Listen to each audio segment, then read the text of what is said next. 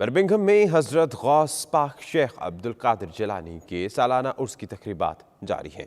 حضرت سلطان باہو ٹرسٹ کے زیر اہتمام ثانیہ عربی پبلک اسکول کے شہید ہونے والے بچوں کے نام پر امن کانفرنس کا انعقاد کیا گیا۔ برمنگھم سے عابد کاظمی۔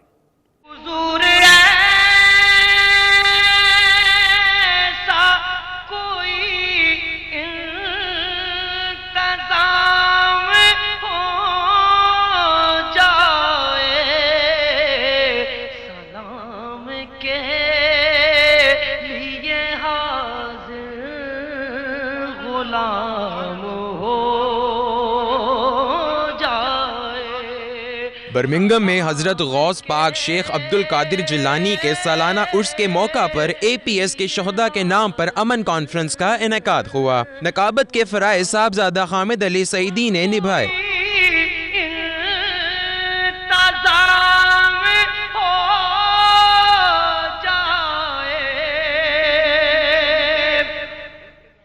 کانفرنس سے خطاب کرتے ہوئے صاحبزادہ پیر فیاض الحسن قادری کا کہنا تھا کہ حضرت شیخ عبدالقادر جیلانی کے عرس کے موقع پر یہ عہد کرنا ہوگا کہ ہم صوفیاء کرام کے پیغام کو فروغ دے کر دنیا کو امن کا گہوارہ بنائیں گے۔ دہشت گردی کے نتیجے میں آرمی پبلک اسکول کے بچے 150 سے زائد بچے شہید ہوئے۔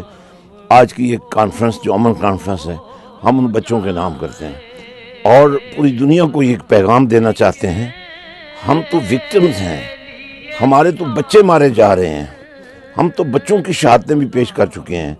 اب دنیا ہمیں موقع دے کہ ہم بتا سکیں کہ ہم امن کا پیغام لے کر چلے ہیں۔ دیگر مقررین کا کہنا تھا کہ نبی کریم حضرت محمد صلی اللہ علیہ وآلہ وسلم کی حیات طیبہ انسانیت کے لیے بہترین نمونہ ہے، اس پر عمل کر کے نفرت کو مٹایا جا سکتا ہے۔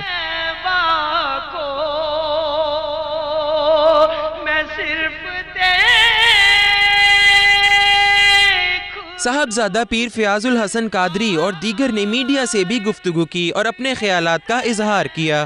آپ صلی اللہ علیہ وسلم کی تعلیم کو عام کریں، یہاں کے رول کو بنائیں، یہاں کی کمیونٹی کے ساتھ مل کر پاکستان کے لیے، اسلام کے لیے، برطانیہ کی بہتری کے لیے، برطانیہ کے اندر جو مسئلے مسائل ہماری جو نوجوان نسل میں جو ٹیررزم ہے، ایکسٹریمزم ہے، اس کو ختم کیسے کریں۔ پیس کانفرنس کا انعقاد کیا ہے، اس میں یہی بتایا جا رہا ہے کہ اسلام پیس کا مذہب ہے اور اس میں بالکل دہشت گردی ہے کسی بھی صورت کی چیز کا اپنا کوئی نہیں ہے۔ دل سے دعا کرتا ہوں کہ رب کریم اس دن کے صدقے سے تمام امت مسلمہ کی آسانیاں نصیب عطا فرمائے۔